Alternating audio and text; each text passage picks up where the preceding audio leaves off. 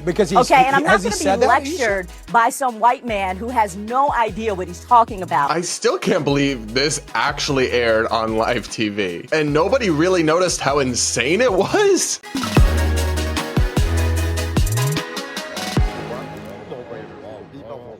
We're going to break down one of the craziest woke meltdowns to ever air on live TV from a recent CNN interview. So the clip we have to break down is from Out Front with Erin Burnett, where she had a panel and they were discussing some of Trump's recent controversial comments about immigration. And Aisha Mills, the Democratic guest, simply loses her mind. And it's really a sight to behold. Take a look. And he's talking about the people who murdered Americans. Not eugenics, not some made-up BS, Aisha. So listen, I'm sorry that Donald Trump feels like standing up for people who may have been murdered by immigrants and want to deport illegal immigrants who are here, criminal, violent aliens, and want to kick them out of our country to protect Americans.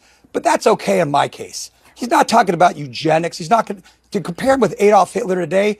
I find it particularly offensive. Listen, we can fact check, this all day long. David's hot air is not going to rewrite the history of the words that Donald Trump himself has used. This is fact. He has long talked about genetics. Well, I'm talking about the history of everything he's ever said. So you can have a short-term memory, David, for the sake of going into an election and doing Donald Trump's bidding. But this, as an American, let's talk about Kamala makes Harris. me really concerned. Let's talk about Kamala Harris as a black lesbian who Donald Trump doesn't believe has genes as good as his. Is he going to attempt to exterminate me why do you when believe he gets elected? Because he's damn near said it. That's why, David.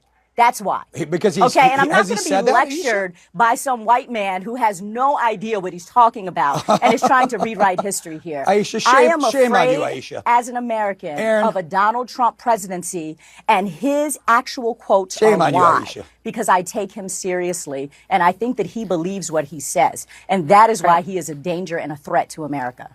Guys, that has to be one of the most unhinged things I've ever seen on TV. And that's saying something. I mean, as a black lesbian, anytime somebody starts a sentence with that kind of identity qualifier, 99% chance they're about to say something dumb and they don't have a real argument. And look, criticize Trump all you want, but the idea that he wants to exterminate black lesbians has no basis in reality, babe. He was already president once, and I must have missed that part where he did that. And then she goes, well, he's damn near said it. And I mean, damn near is doing a lot of work in that sentence because he's never come close to saying anything like that. And then when the Republican guest asks her, so when did he say that? Come on, back up your crazy statement. Her response is not to, provide receipts or evidence. Well, he said that at a rally on July 16th, 2023. Like, nope, there's no evidence or receipts. She says, shut up, white man. You've got to be kidding me. She's actually saying, you're wrong, and I'm not going to listen to you because of your race and your sex. Yet she's the woke and progressive one on the panel. The math here is just not mathing. I mean, this isn't an argument. This is anti-logic.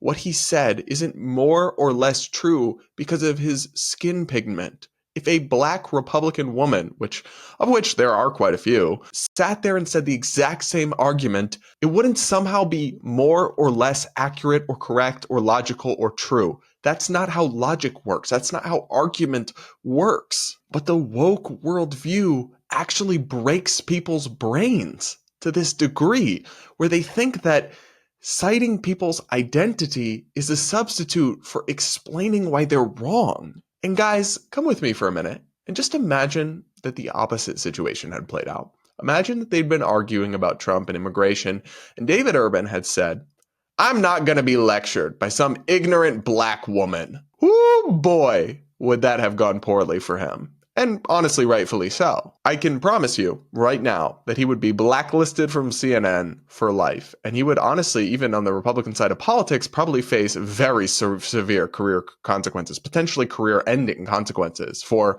making just an obviously dismissive and racist and ignorant statement and attacking someone so openly because of their race and gender. He would go absolutely viral, and most people would denounce him as racist and a jerk. And of course, if he actually did do that, it'd be totally wrong and he would deserve criticism. But the double standard here is insane. She can go on this unhinged rant and scream at somebody to shut up because they're a white man, and basically nobody noticed outside of a few folks in right-wing media. And she's not going to get canceled or banned from CNN or face any sort of consequences. It is perfectly fine and acceptable to dismiss people because they're white or male now, in progressive circles in American politics. And that is really sad and detestable stuff. Either racism and sexism are wrong all the time, or they're not. But you can't have it sometimes maybe one way but not the other, at least not if your hope is to retain even a shred of credibility.